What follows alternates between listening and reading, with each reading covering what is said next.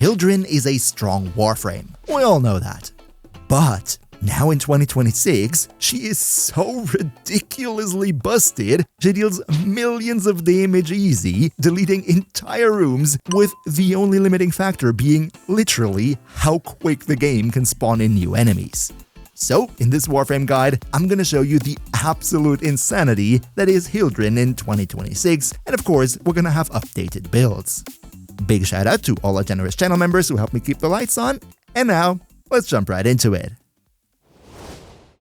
Okay, before we get into the video, there are two quick things that I want to mention. First of all, if I sound a bit different in this video, that's because I have a little bit of a cold going on. It's also the reason why we didn't have a video last week, just in case you were wondering. And then secondly, and most importantly, when it comes to Hildryn, then there is a very good video that Kai made over on his channel, going into great detail on Hildryn's capabilities. And while I of course have my own builds and my own preferences that I'm going to showcase today, I just want to say that his video was a great information source for putting this one right here together, so if you're a Hildryn enjoyer and you haven't already, then definitely make sure to also check out his video.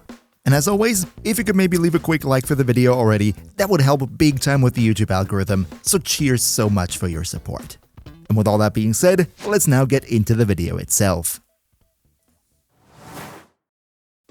As always, the first thing we talk about is of course Hildryn's ability, starting out with the passive. Hildryn's passive is quite unique in the ranks of Warframe, because Hildryn does not have any energy. Instead, to cast her abilities, Hildryn uses her own shields. But that's not all, her shields are actually pretty special in multiple ways. For example, if she has overshields, then her health pool is protected from damage that would usually bypass shields, so you're kind of immune to toxin while you're having overshields, and also combat discipline, which usually damages your health, that can also not damage your health while you're having overshields, just in case you were thinking about going for combat discipline on any build. In addition to that, Hildryn also has an extended shield gating invulnerability time of 3.5 seconds when her shields have been fully charged, and if she picks up energy orbs, then instead of getting energy, she will instead restore 25 shield points and also instantly reset her shield regeneration delay, which is pretty nice for survivability. Ability number 1 is called Balefire, and when you tap it, you equip Hildryn's exalted weapon called the Balefire Charger. This is a wrist-mounted secondary weapon, and you can either tap it to shoot a projectile that will explode on impact and deal damage, or hold it to charge it up and be more devastating. Now, I want to keep the first ability relatively short, because at base, the way it is when you equip it with her first skill, Balefire Charger is really not all that impressive. I would go so far to maybe say it's probably even the worst exalted weapon in the game. There's also an augment that makes it that fully charged hits restore shields and can instantly pop nullifier bubbles and stuff, but just to keep it short, in 99% of the cases, we're not going to use the first ability, and we're also not going to use the augment either. Now, that might have sounded really bad for our exalted weapon. However, it's not all that grim because of your fourth ability. Yes, that's right, we're going to talk about the fourth ability right away because it's very much tied to your first. See, what your 4 Aegis Storm does is, when you activate it, you start hovering in the air. While you're airborne, you can control Hildryn similar to an Archwing with WASD, up and down, all that good stuff. You can also dodge, and your movement is influenced by both the movement speed stat as well as the parkour velocity for the dodge move. Just in case you wanted to mod her for some more speed, these two would be the movement stats that you're looking into. Sprint speed, however, has no influence here. While you're in the air, there will be an AoE around Hildryn, and enemies within that AoE get lifted into the air, draining more of her shields, but the good part is that when the enemies are lifted, they can't do anything, they're basically stunned and ready to be turned into minced meat. This AoE around you becomes bigger the lower you are above the ground, and the higher you go, the smaller the AoE at ground level will be in which the enemies are lifted. While all of that is nice and well, the reason why we talk about her 4 right after we mention her exalted weapon with her first ability is that when you activate the 4, you're automatically also gonna equip your Balefire Charger, your exalted weapon. So you technically don't even need to press your first ability to do that. However, the absolute game changer for Hildryn is the augment for your 4th ability, Aegis Gale. Remember how we just said that your Balefire Charger is actually a really darn stupid weapon? Well, this one right here is the fix, because it provides Balefire Charger with an alternate fire that not only shoots one of these projectiles, but actually 4 once in a burst that will also gain a massive damage bonus in the form of 15% extra damage based on your maximum shields. I might be exaggerating a little bit here, but I firmly believe in 2026 there is no way to play Hildryn without Aegis Gale. This augment is an absolute must-have, and it single-handedly turns Balefire Charger from probably the worst exalted weapon in the game to a ridiculously powerful AoE nuke. It is insane. Ability number 2, Pillage. This one is your sustainability tool. What this ability does is, when you cast it in an AoE around you, enemies will get some of their shields and armor reduced. And then, after a few seconds, your shields will be refilled based on how much defenses you have taken away from the enemies. For this shield refill, you can either wait until the duration of the ability is over, or alternatively, you can just press the ability button again to instantly, quote-unquote, recall your shield charge. However, when it comes to the range of the AoE of Pillage, there is one interesting thing to mention. See, unlike most AoE abilities, Pillage does not only scale with range, but also with duration. The way it works is, when you cast the ability, you have a flat initial range for the AoE, and then for that brief time period of a couple of seconds afterwards, this AoE further expands outward. What that means is, the initial range of the Pillage AoE is based on your ability range. However, the extension range scales with your ability duration, because the longer the duration is, the further the AoE moves outward, kinda similar to Nova's ultimate. As for the amount of armor and shields that you're gonna strip away with this, it's actually not as much as some other defense reduction abilities do. However, I would go so far to say that this is actually a good thing, because in 2026, partial armor reduction is more than viable actually. You don't need to full strip anymore. And also, if you don't instantly reduce all the enemy defenses, that means you can use the same enemy twice to refill your shields. I think that's actually quite convenient.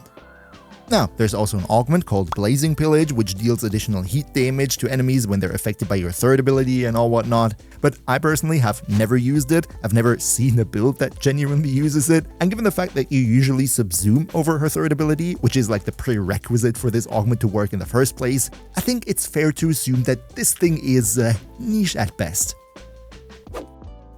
And then we have your third ability, which is called Haven, and for this one I'm gonna make it relatively short. We're not gonna use it today because this is the only non-essential ability in her kit, so whenever you want to use a Helminth on Hildryn, it's probably gonna be over this one here in 95% of the cases. As for what Haven does, it's actually a quite decent supporting tool for you and your team. It links you to allies and enemies in an area around you, and it will then increase the shield capacity of your allies, increase the shield recharge time, give them the 3.5 seconds of shield gating invulnerability that you yourself have in your passive, and all that good stuff. If you're a team player, this might be worth going for, but even when going solo, it's actually quite an okay ability for defensive scenarios, because all those defensive shield buffs also apply to defense targets, which, for example, could be nice if you, let's say, have your weekly Archimedia, and that has a defense mission, and the game says you can use Hildryn. In that situation, yes, using your third ability is actually a viable choice. So, that will be the abilities, and before we take a look at Hildryn herself, I want to go over the Balefire Charger, our exalted weapon, because this thing is a crazy powerhouse based on some hidden stats that the game doesn't directly tell you about.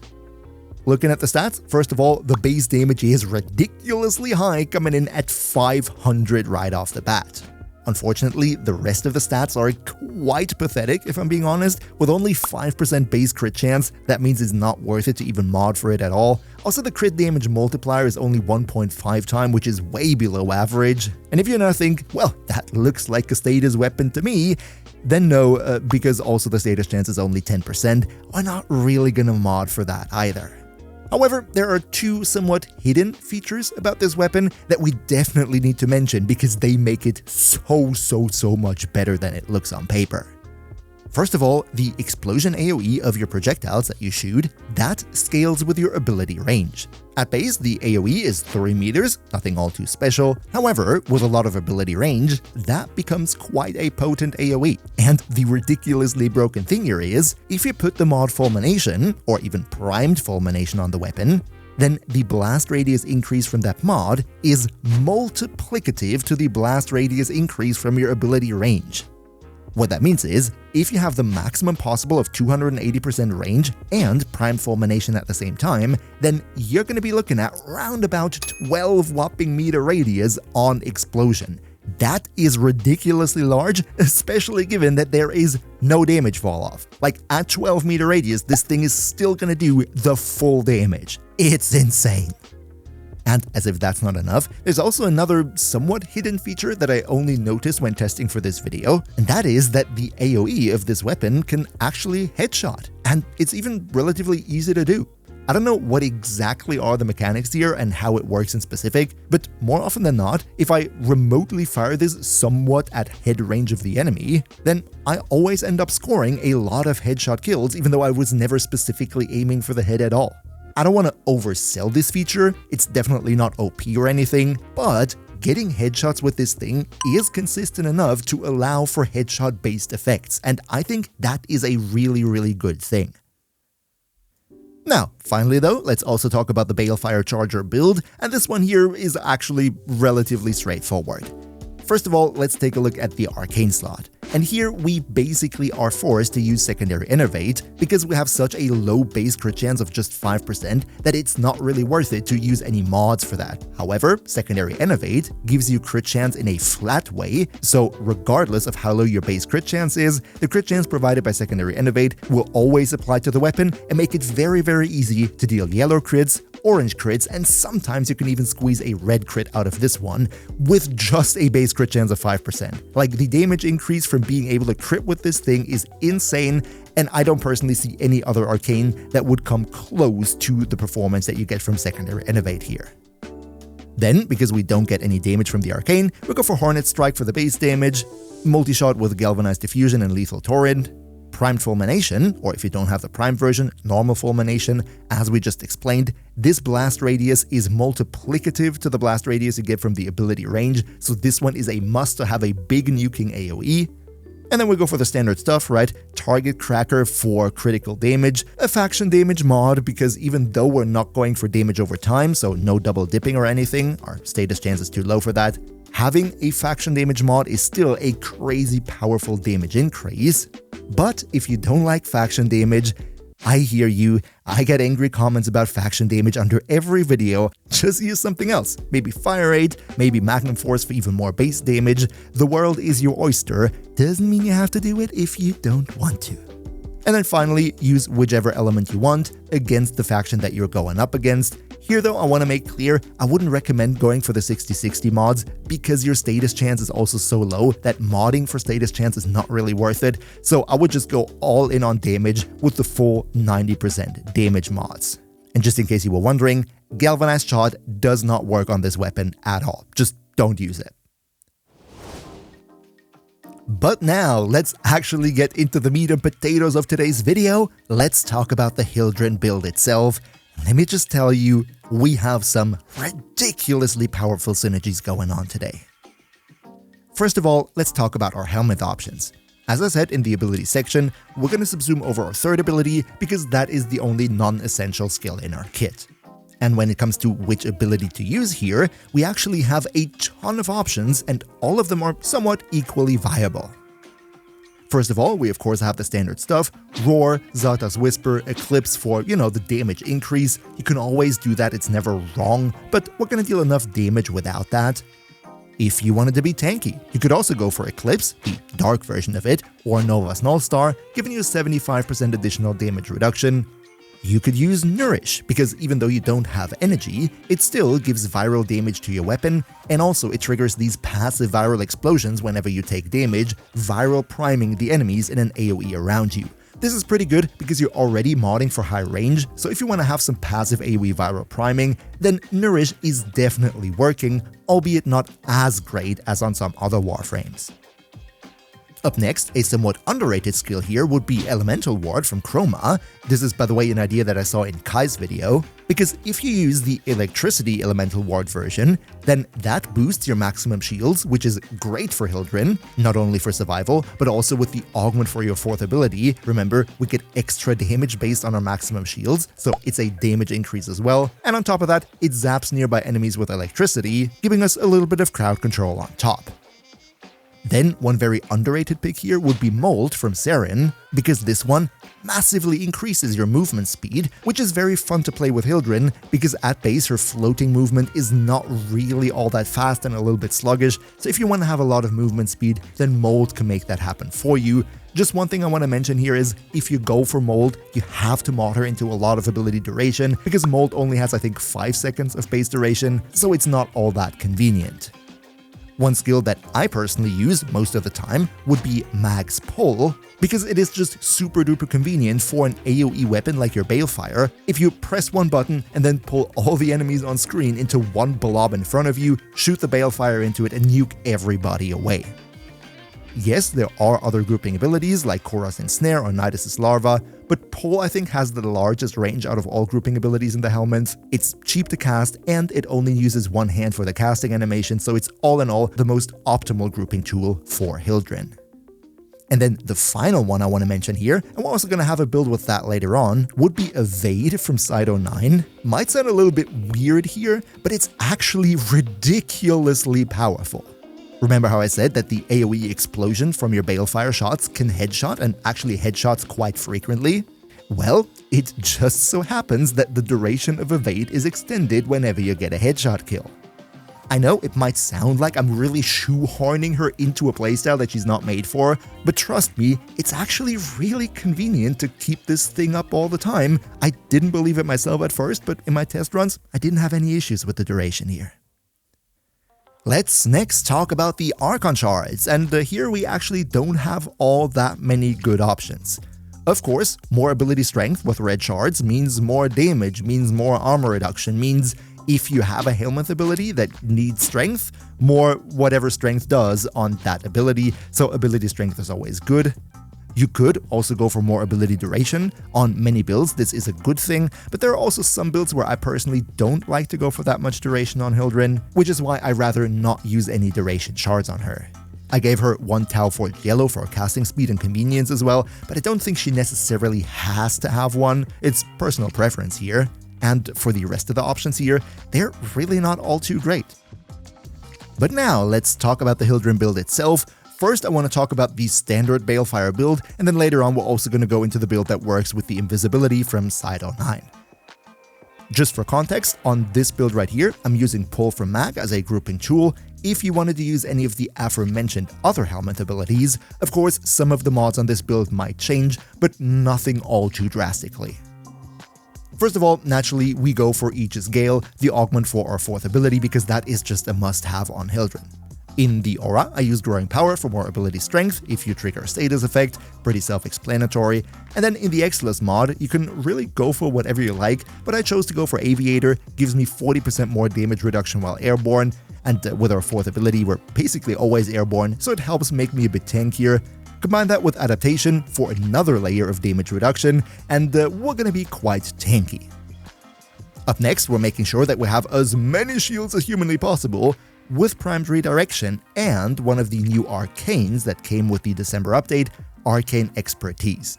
This one turns all our ability strength modifiers into shield modifiers as well, meaning these two together, you can also see it right here, get us to ridiculously crazy amounts of shields. Not only for survival, but also remember, the augment here gives you more bonus damage to your shots based on how many shields you have, so this is a damage increase as well. Alright, quick post-edit Blacky coming in here. Just one thing I wanted to mention, because I have a gut feeling that this is going to come up in the comments otherwise. Yes, Kai, in his video that I mentioned previously, he also uses Arcane Expertise because it's genuinely a great choice on Hildryn. However, I did not steal his idea, okay? Just to make it 100% clear, in December, one day after this update came out that brought the Arcane, I made this video right here, where I talked about the new Arcanes and possible synergies, and in that video already, I was mentioning that this thing would be great on Hildryn.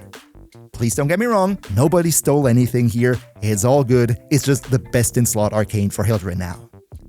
But yeah, with that being said, arcane expertise, we use that of course. Then we go for even more ability strength with Blind Rage. The negative efficiency is not really a problem because Pillage gives us so many shields back. Transient Fortitude and Precision Intensify. This one gives ridiculous ability strength to our 4th ability here, that's very, very good. And then we go for a lot of ability range with Overextended as well as Stretch, because as we said with the Balefire Charger beforehand, the AoE explosions that we shoot with this weapon scale with the ability range that we have, so we want to make sure that this is as high as possible. Now, finally, let's also talk about the 2nd arcane slot, where I go for Mold Augmented to give me even more ability strength, but actually there are quite a lot of other options that you could use here. On the one hand, we have Arcane Ice Storm, which gives you ability strength as well as ability duration. This one is very cool, and it's also pretty easy to cast nowadays because of the new melee arcane, Melee Kareen. Then one thing that is also very, very powerful, Arcane Velocity, increasing the fire rate of secondary weapons by 120%. Base fire rate of the Balefire Charger, not all that quick. Arcane Velocity can fix it, give it a lot of fire rate. It's very good here, a lot of people like to use it, and I can definitely say it's viable to use too. You could go very funky and use Arcane Aegis, because when you trigger this, the shield recharge of this thing is so ridiculously high that regardless of what you do, you cannot cast abilities fast enough to ever get the shields lower. Like this one locks your shield at max constantly. Only little downside is that it not always has 100% uptime, it's a bit finicky to trigger sometimes, it's not that consistent. And also, we're going to use Pillage anyway all the time to reduce the enemy defenses, meaning it's not all that necessary to get that much shield refill from our 2nd arcane slot here. Now, we have a whole lot more synergy going on with this build right here, and we're going to talk about that in just a second. Beforehand though, one quick note that I want to make here. On this build, I go for negative duration. And that might be a little bit of a hot take because low duration reduces our range on Pillage, but I think with so much ability range already, we don't need that much duration to have Pillage at workable ranges.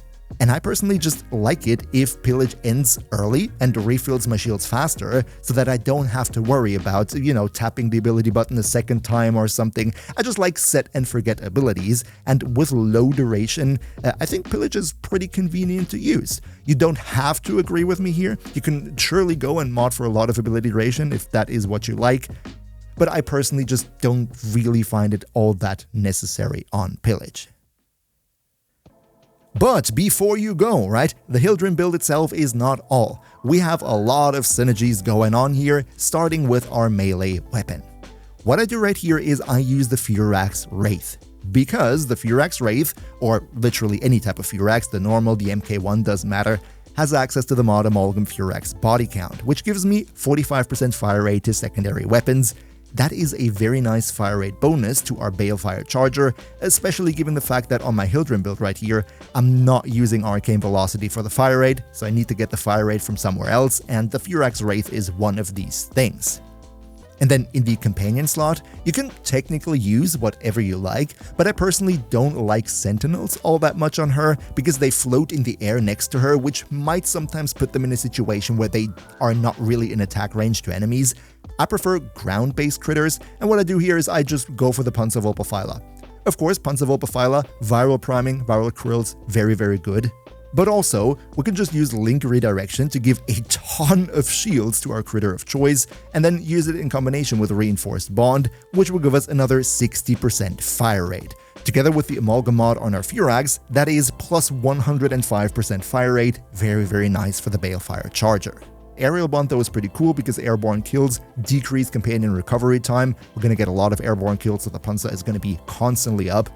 And then, also quite important, Tenacious Bond right here. If the critical chance of our companion is 50% or higher, we get a flat plus 1.2 times final crit damage multiplier. This is very important because our Balefire Charger at base only has 1.5 times crit damage. That's not that much, so the 1.2 times from the Tenacious Bond almost doubles the crit damage output. That is very, very good. And the way we make that happen is with the Panzer Claws right here. You don't have to mod all of this here. The only thing that you really need right here would be either Bite, giving you enough crit chance to get over the 50% that you need for Tenacious Bond. But alternatively, what you could also do is just use Hunter Synergy. I know Bite is quite an expensive and rare mod, not everybody has it. Just use Hunter Synergy and put a weapon with relatively high crit chance, like for example the Synapse right here, put that in your primary weapon slot. And then what Hunter Synergy does is it takes 30% of your primary weapon crit chance and puts that onto the companion. And as you see right here, with just Hunter Synergy, we get over 50%, given that our primary weapon on Hildryn has a lot of crit chance. And the last equipment synergy that we're going to explore today, and we do that in the simulacrum, would be the Grimoire in our secondary weapon slot. Let me explain what's going on here. The only important thing with the Grimoire build, you can do all of that, you don't need to. The only important thing that you need for this is Vome Invocation, because this can give you up to 60% more ability strength. The way this works is that you can see it in the top right corner of the screen. If you hit enemies with the alt fire, there is a buff stacking up to 60% for 20 seconds. That is an ability strength buff. The interesting thing here is, it will snapshot the ability strength bonus of 60% from the Grimoire. Just as a quick comparison, if I activate my ability and shoot the enemy, it will deal 50,000 damage on direct hit. If I shoot the Grimoire alt-fire into a group of enemies, stacking that up to 60%, and then while under the influence of the buff, I shoot the enemy, that is 71,000 damage, so, you see the 60% more ability strength in that. However, if I now go and spawn that enemy in again, and with Hildryn, I now do not have the bonus anymore. It's not in the top right corner anymore, so I should not have this bonus any longer. But I still deal 71,000 damage on a yellow crit, even though I don't have the 60% ability strength anymore.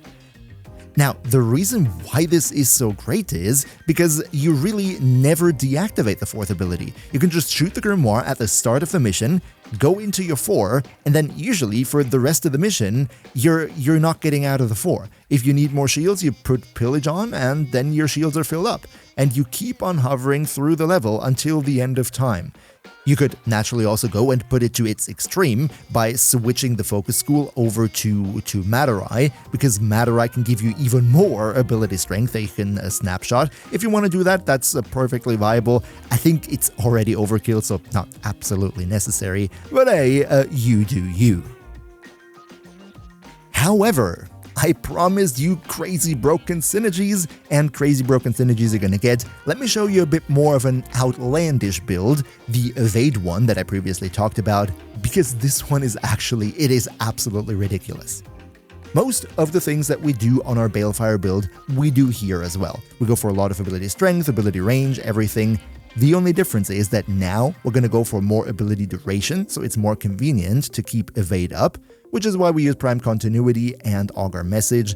If you wanted to have even more duration, you could even think about going Narrow-Minded over Augur Message. That is viable. However, you lose a bit of ability range, and that can hurt on the Balefire Charger. Comes down to personal preference, but I personally find that even with Augur Message, without Narrow-Minded and just 179% duration, it's gonna be easy and convenient enough to keep this ability up constantly. The main kicker on this build though is the second arcane choice, because here we go for Arcane Crepuscular. Reason for that being is that when you're invisible, you get a 3x final crit damage multiplier. What that means is, the Balefire Charger, at base, only having 1.5x crit damage multiplier, that's not all that great, and even with mods, we barely only get that to 3x. But now with Arcane Crepuscular, that increases it to 6x, plus Tenacious Bond, so we're at over 7x critical damage multiplier. I know it's overkill, but it's really fun, and the damage numbers you're putting out is just absolutely crazy. And if you want to see how Hildryn holds up compared to other Warframes, then check out my full 2026 Warframe tier list right here. Another massive shoutout to Niels V, Demon Lord Cell, Demon Emperor, Emperor Prime, Nostlenix Gaming, Turtle Pier, Underkanio2, Skylar Bowser, Mihawki, Socrates the Almighty Rat, Leo Murasaki, Shadow Lockhart, Herrn Tagas, Patrocrator, Boomia1, Mr. Games Plays, Zave, Awendai, Zengen, Quax, and all other generous channel members for your continuous support. We see each other hopefully in the next one, and until then, as always, good loot.